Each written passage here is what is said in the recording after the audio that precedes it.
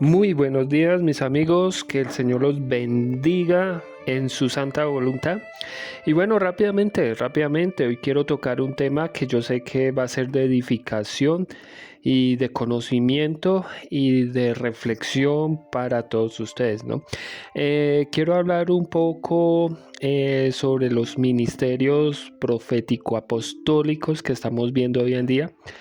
Y bueno, sin más preámbulos, quiero llevarlos al libro de Efesios capítulo 4, versículo del 11 al 15, que dice: Y él mismo constituyó a unos apóstoles, a otros profetas, a otros evangelistas, a otros pastores y maestros, a fin de que perfeccionara a los santos para la obra del ministerio, para la edificación del cuerpo de Cristo, hasta que todos lleguemos a la unidad de la fe y el conocimiento del Hijo de Dios, a un varón perfecto, a la medida y a la estatura de la plenitud de Cristo. Bueno, este pasaje nos habla de una construcción, y para ello hay diferentes líderes, ¿no? Para que la edificación de la iglesia tenga un lugar en la roca que es Cristo, ¿no?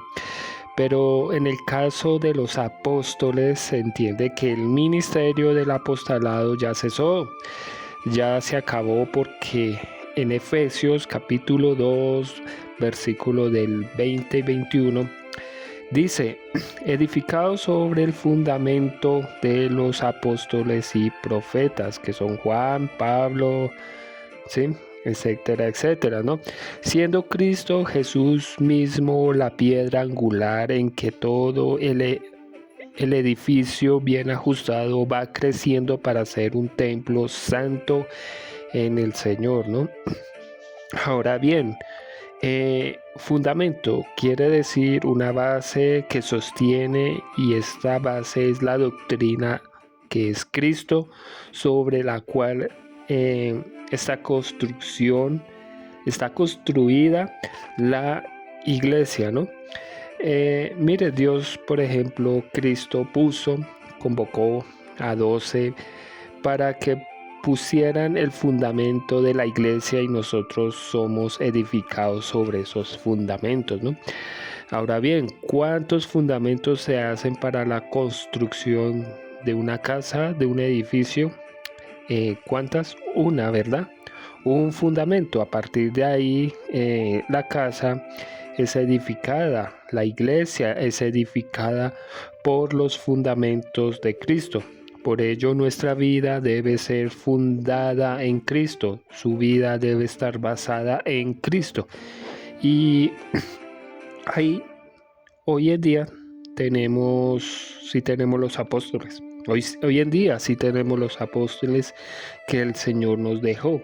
Y esos apóstoles están en la palabra del Señor, están en la Biblia. Los apóstoles no son el pastor Cañas, ni es el pastor Andrés, ni es el pastor, ni el apóstol César Castellanos, no lo son. Un pastor que se autodomina apóstol no lo es, porque la palabra lo dice claramente. Y todo movimiento apostólico que vemos hoy en día es malo y es falso, y está edificado en pensamientos humanistas. En 1 Corintios capítulo 15, Pablo dice que el último apóstol fue él. No fue Eduardo Cañas ni César Castellanos, no lo son, ¿sí? Miren, hay muchas enseñanzas cuestionables con un fenómeno de carisma por encima de la verdad de la palabra para estas culturas proféticas, apostólicas. Hoy en día cuestionan al líder, que equivale a cuestionar prácticamente a Dios, ¿no? O tocar al ungido, ¿no? Ahora resulta que no se le puede decir nada a un personaje de estos. Y mire, todas estas personas tienen que ser llamados a ser cuestionados. de lo que predican bajo la luz de las Escrituras. Y miren, cuando la lealtad se traslada de la persona de Jesucristo y la suficiencia de las Escrituras hacia la figura del líder, el discernimiento anula, se anula en su mente.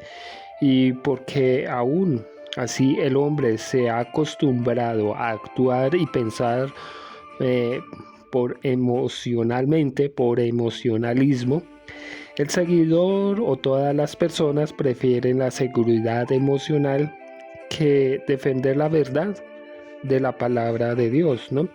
Desde una perspectiva bíblica y la historia de la iglesia, la longevidad de los falsos maestros y sus megaestructuras no es evidencia de respaldo de Dios, no, sino de dinámicas espirituales y soberanas mucho más complejas.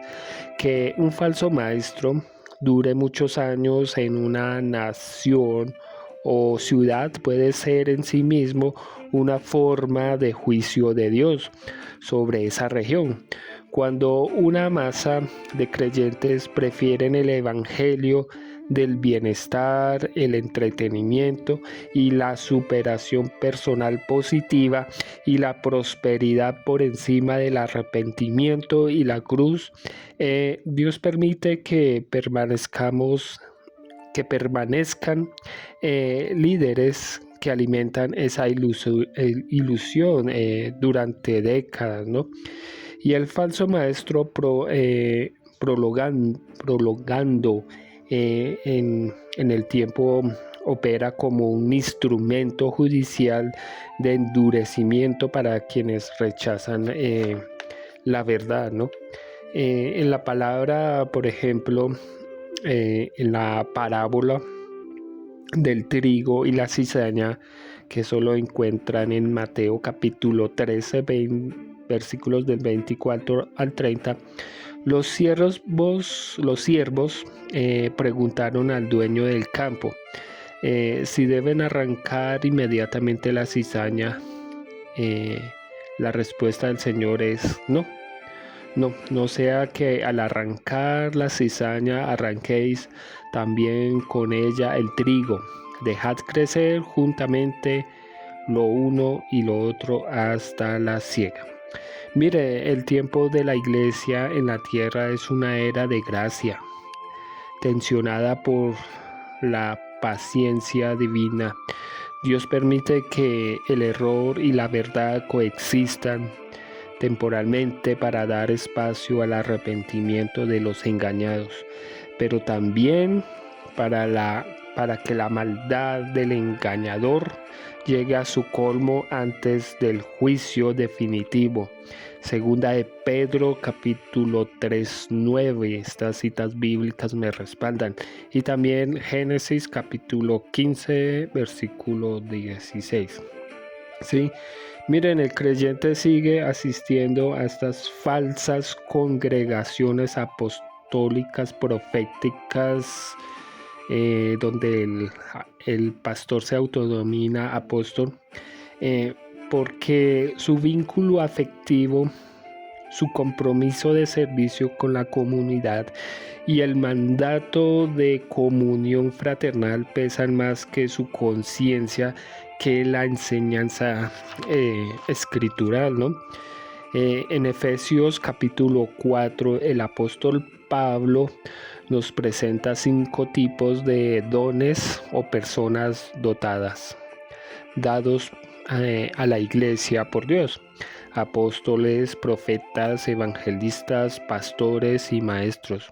Su propósito es capacitar a los santos para la obra del ministerio, para la edificación del cuerpo de Cristo, de modo que los creyentes y el cuerpo de Cristo puedan crecer espiritualmente y en la unidad de la fe.